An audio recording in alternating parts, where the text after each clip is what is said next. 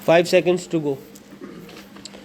Now, from the point of view of labor also, this measure is very important. I am giving all the arguments. The second 5 year plan admits that in order to keep up production in the country, in order to develop our industries, it is of great importance to enthuse the working class and the workers. It is the correct approach. As far as words go, nobody will quarrel with it. In fact, we would like more and more workers to be enthused.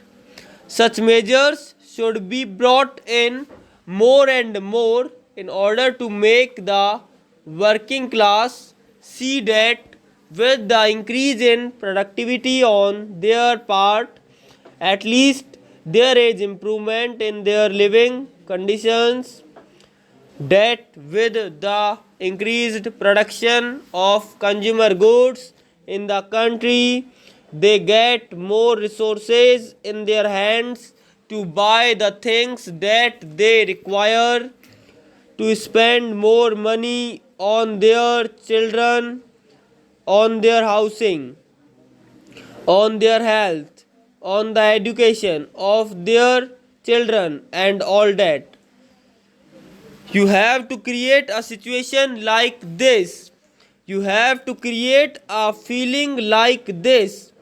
You have to make provision for this. Even from that angle, it is necessary that this should be accepted. Labor enthusiasm cannot be created until and unless you relate the increase in productivity to an increase in the living standards of our people. More production, more money in the pockets of the working class. More money in the pockets of the working class. More consumption of their daily necessities of life, and less privations and difficulties. Am I wrong in this? I would ask the honorable members to say. Therefore, on that score, it is essential. Then, even from the point of view of industrial expression, it is essential. You will ask me how. I will tell you how.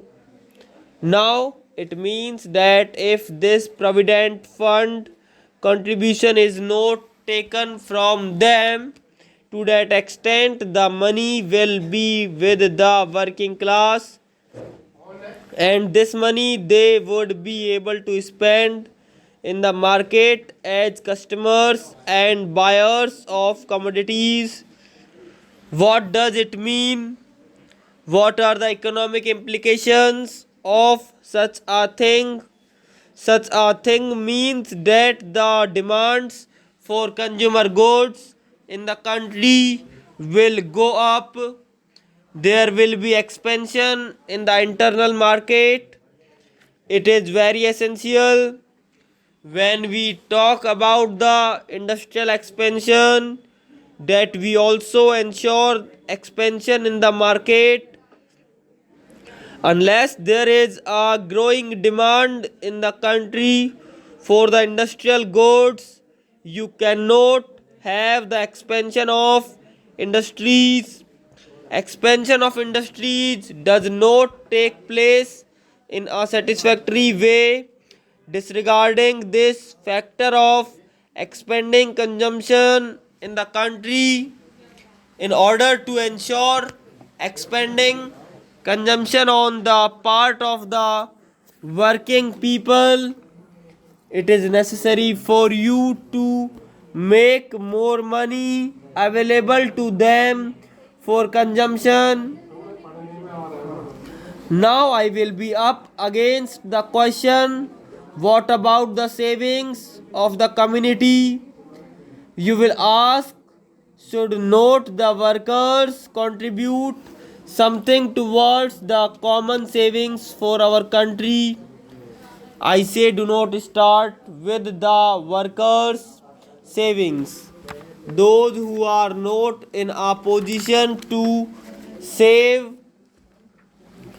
you cannot expect those people who are not getting 2 square meals a day, whose children go without education and other elementary necessities of life, to go on saving in an uncertain provident fund by undergoing all manner of denials at present. You cannot expect such a thing. Therefore, it is not a question of saving on the part of the workers.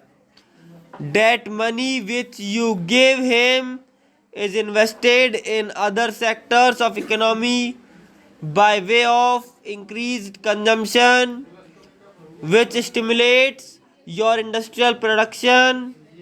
But we are saying do not keep the gap.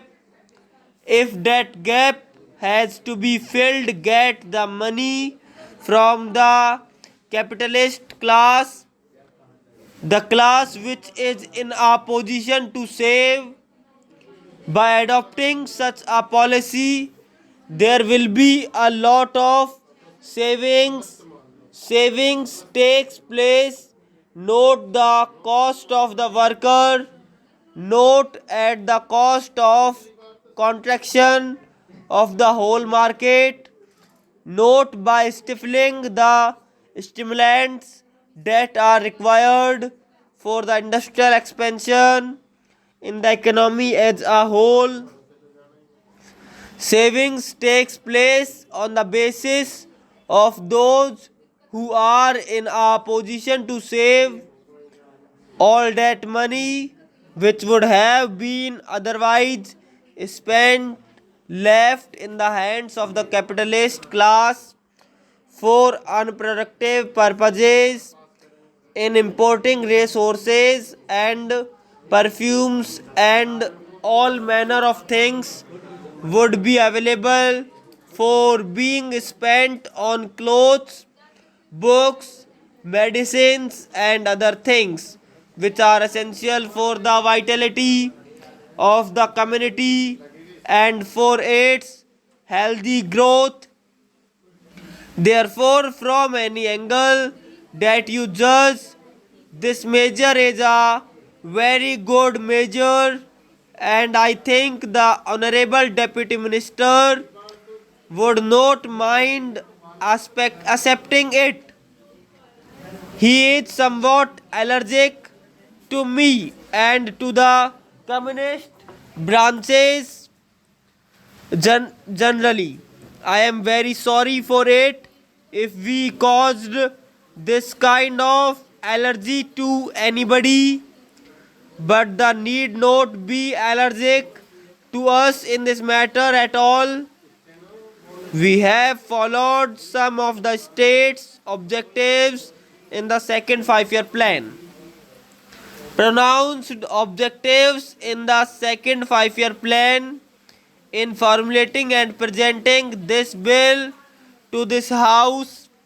We would not have done it had we thought that this is such a fundamental thing that he would never accept it, that this is something which is not at all within your domain. We think the honorable members of the Congress party can accept it. We read their speeches. We also read the deliberations of their various party meetings and sessions. We read some of their publications, and we are, of course, surprised at the declaration that they make from time to time. We take note of them. We take a serious view. We attach great importance to them. Therefore, we feel that the Congress members opposite can easily bring themselves up to accept this measure. This is in line with their thoughts. Whether these thoughts are being translated in the government's official policies or not is a different matter, but this is something which is untouchable for them. Stop.